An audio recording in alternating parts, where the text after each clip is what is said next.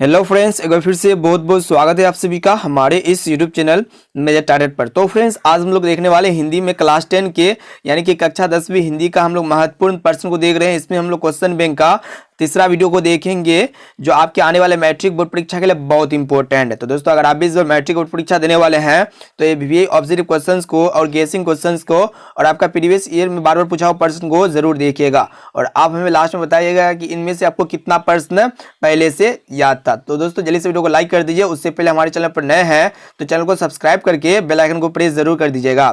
तो देखते हैं आज का फर्स्ट प्रश्न। तो दोस्तों देखिए, आज का फर्स्ट प्रश्न हम लोग जितने भी प्रश्न को देखेंगे ना तो सभी प्रश्न का आंसर बारी बारी से आपको कमेंट चैट में कमेंट करना है या फिर लाइव चैट में आपको कमेंट करना है। तो यहाँ पे देखिए, फर्स्ट प्रश्न क्या करा है कि विष के दांत पाठ की विदा है। तो दोस्तों यहाँ पे विष के दांत पाठ की विदा क्या होगा, कहानी हो जाएगा। यानी कि यहाँ पे हमारा ऑप्शन नंबर डी बिल्कुल सही उत्तर है। और सबसे पहले कमेंट करेगा ना तो उसका हम लोग कमेंट जो है अपना वीडियो के लास्ट में सबसे ऊपर देंगे। तो देखते हैं अगला प्रश्न। तो फ्रेंड्स देखिए, यहाँ पे दूसरा प्रश्न क्या करा है कि विशेषण की विशेषता बतलाने वाले शब्द को कहते हैं। तो दोस्तों यहाँ पे विशेषण की विशेषता बतलाने वाले शब्द को क्या कहते हैं, परिविशेषण कहते हैं। यानी कि यहाँ पे हमारा ऑप्शन नंबर सी बिल्कुल से उत्तर हो जाएगा।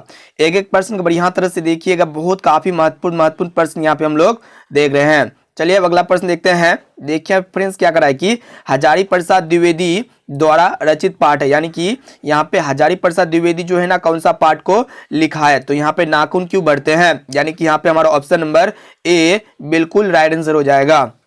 अब चलिए अगला प्रश्न देखते हैं। देखिए यहाँ पे क्या करा है कि सेन साहब की कार की कीमत है। तो दोस्तों सेन साहब की कार की कितना कीमत है, 7,500 या फिर 8,500 या फिर 9,500 या फिर 7.5 लाख। तो यहाँ पे सेन साहब की कार की कीमत जो है ना कितना है, 7,500 है। यानी कि यहाँ पे हमारा ऑप्शन नंबर ए बिल्कुल से उत्तर हो जाएगा। अब चलिए अगला प्रश्न देखते हैं। देखिए यहाँ पे क्या करा कि पांचवा प्रश्न, ध्यान पूर्वक देखिएगा। एक एक प्रश्न काफी महत्वपूर्ण प्रश्न देख रहे हैं कि परिमाणवाचक विशेषण है। तो दोस्तों परिमाणवाचक विशेषण क्या होता है, जैसे कि मुझे थोड़ा दूध चाहिए, जिसमें परिमाण का बोध होता है, मुझे थोड़ा सा दूध चाहिए। तो यहाँ पे परिमाणवाचक विशेषण क्या हो जाएगा, थोड़ा सा हो जाएगा। यानी कि यहाँ पे हमारा ऑप्शन नंबर बी बिल्कुल राइट आंसर हो जाएगा। अब चलिए दोस्तों अगला प्रश्न देखते हैं। देखिए यहाँ पे नेक्स्ट प्रश्न क्या करा है कि सेन साहब की आंखों का तारा है। तो यहाँ पे सेन साहब की आंखों का तारा क्या है, तो यहाँ पे खोखा है। यानी कि यहाँ पे हमारा option number B right answer हो जाएगा, खोखा। अब चलिए दोस्तों अगला प्रश्न को देखते हैं। काफी महत्वपूर्ण प्रश्न है। देखिए यहाँ पे क्या करा है कि मोटर को कोई खतरा हो सकता है तो यहाँ पे से है। तो यहाँ पे आपसे को बतलाना है कि मोटर को कोई खतरा हो सकता है तो ये जो है किससे है, खोखा से है। यानी कि यहाँ पे हमारा ऑप्शन नंबर ए बिल्कुल से उत्तर हो जाएगा। अब चलिए दोस्तों अगला प्रश्न को देखते हैं। देखिए आप एक एक प्रश्न को ध्यानपूर्वक देखिएगा और लास्ट में हमें कमेंट कीजिएगा कि इनमें से आपको कितना प्रश्न पहले से याद था। देखिए यहाँ पे नेक्स्ट प्रश्न क्या करा है कि बाबा साहब भीमराव अंबेडकर का जन्म किस ईस्वी में हुआ। बताइए, बाबा साहब भीमराव अंबेडकर का जन्म कौन सा ईस्वी में हुआ था, 1871 या फिर 1881 या फिर 1861 या फिर आपका 1891 में। आप सभी को पता होगा बाबा साहब भीमराव अंबेडकर का जो जन्म हुआ था 14 अप्रैल 1891 ईस्वी में हुआ था। यानी कि यहाँ पे हमारा ऑप्शन नंबर डी बिल्कुल से उत्तर हो जाएगा। अब चलिए अगला प्रश्न देखते हैं। देखिए यहाँ पे नेक्स्ट प्रश्न, नाखून प्रतीक है। तो दोस्तों नाखून प्रतीक किसका होता है, जिसका नाखून होता है, नाखून का बढ़ना क्या होता है, पशुता का प्रतीक होता है। अगर नाखून बढ़ाते हैं तो पशुता ही बढ़ाता है नाखून ना, और नाखून का कटना किसका प्रतीक होता है, मनुष्यता का प्रतीक होता है। तो यहाँ पे नाखून प्रतीक किसका होता है, यहाँ पे यहाँ पे हो जाएगा option number A right answer, पाशवी वृत्ति का। यानी कि यहाँ पे option number A correct answer है। अब चलिए दोस्तों अगला प्रश्न देखते हैं। देखिए यहाँ पे नेक्स्ट प्रश्न क्या करा है कि निम्नलिखित में से संज्ञा का भेद है। तो दोस्तों यहाँ पे संज्ञा का भेद आप सभी को बतलाना। आप सभी को पता होगा संज्ञा किसको कहते हैं, किसी व्यक्ति वस्तु स्थान के नाम को हम लोग क्या कहते हैं, संज्ञा कहते हैं। जैसे श्याम, दिल्ली, आम हो गया, ये सब क्या होते हैं, संज्ञा होते हैं। संज्ञा के तीन भेद होते हैं, व्यक्तिवाचक संज्ञा होते हैं, जातिवाचक संज्ञा होते हैं और भाववाचक संज्ञा होते हैं। तो यहाँ पे इनमें से हम जो तीन भेद बोले, जातिवाचक संज्ञा, व्यक्तिवाचक संज्ञा और भाववाचक संज्ञा, तो इनमें से तीनों में से यहाँ पे ऑप्शन बी में आपको देखने को मिल रहा है व्यक्तिवाचक संज्ञा। यानी कि यहाँ पे हमारा ऑप्शन नंबर बी बिल्कुल राइट आंसर हो जाएगा। अब चलिए दोस्तों अगला प्रश्न को देखते हैं। देखिए यहाँ पे नेक्स्ट प्रश्न क्या करा है कि हिंदी लिखी जाती है। तो दोस्तों आप सभी को बता देते हैं, हिंदी जो लिखी जाती है ना कौन सा लिपि में लिखी जाती है, तो देवनागरी लिपि में लिखी जाती है। यानी कि यहाँ पे हमारा ऑप्शन नंबर ए बिल्कुल से उत्तर हो जाएगा। संस्कृत जो लिखी जाती है ना ये भी देवनागरी लिपि में ही लिखी जाती है। अब चलिए दोस्तों अगला प्रश्न देखते हैं। अब आइए फ्रेंड्स देखिए यहाँ पे नेक्स्ट प्रश्न काफी महत्वपूर्ण है। देखिए यहाँ पे क्या करा है कि नागरी लिपि पाठ के लेखक, बताइए नागरी लिपि पाठ के लेखक कौन होगा? यतीन्द्र मिश्र होगा, या फिर गुणा के मूल्य होगा, या फिर अमरकंत होगा, या फिर अज्ञ होगा? तो यहाँ पे हमारा नागरी लिपि पाठ के लेखक कौन होगा? गुणाकर मूल्य होगा, यानी कि यहाँ पे हमारा ऑप्शन नंबर बी बिल्कुल सही उत्तर हो जाएगा।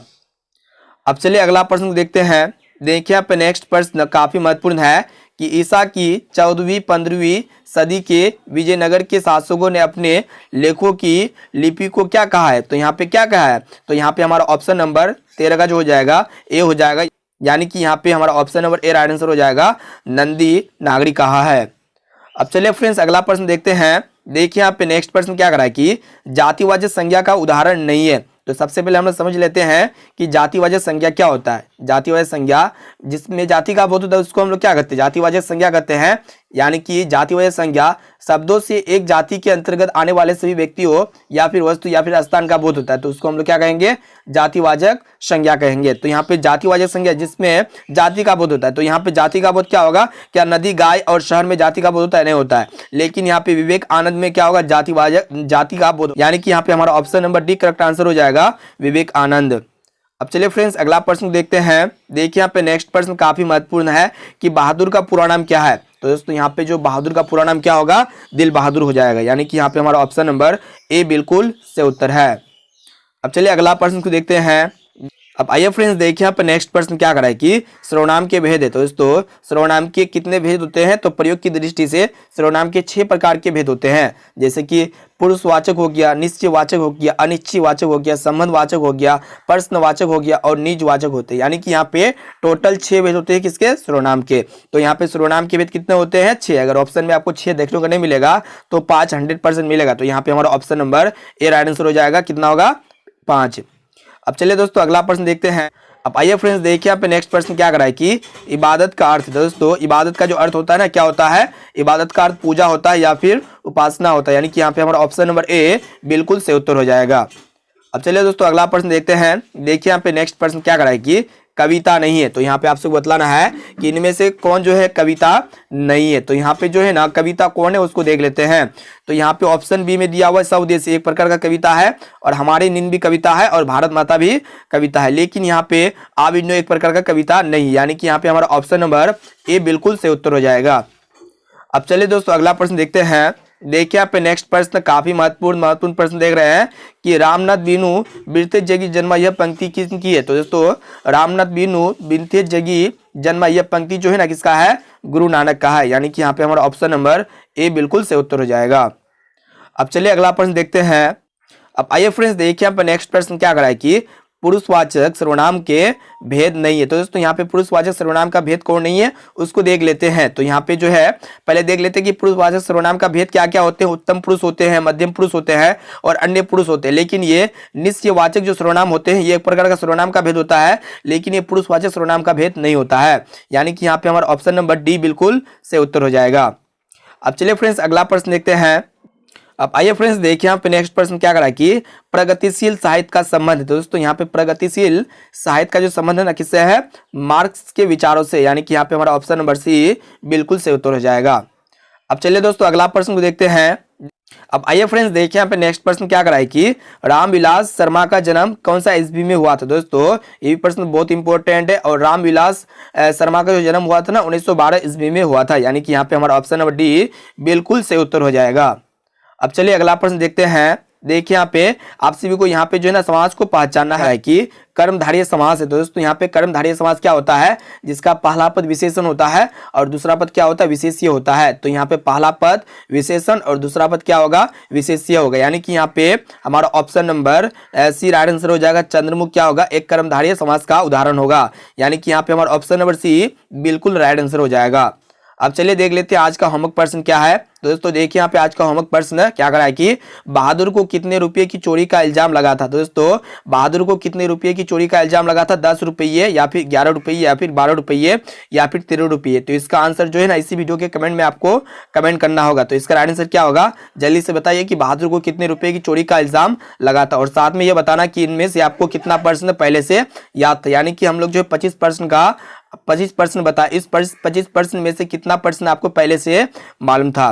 और इस वीडियो को अपने दोस्तों में एक बार जरूर शेयर कीजिए। चैनल पर नए तो चैनल को सब्सक्राइब करके बेल आइकन को प्रेस जरूर कर दीजिएगा, और अभी तक वीडियो को लाइक नहीं किए तो वीडियो को लाइक जरूर कर दीजिए। तो दोस्तों आज के लिए इतना ही। वीडियो को संपूर्ण शुरू से लेकर आखिरी तक देखने के लिए थैंक यू। फिर मिलते हैं जल्दी अगले वीडियो पे।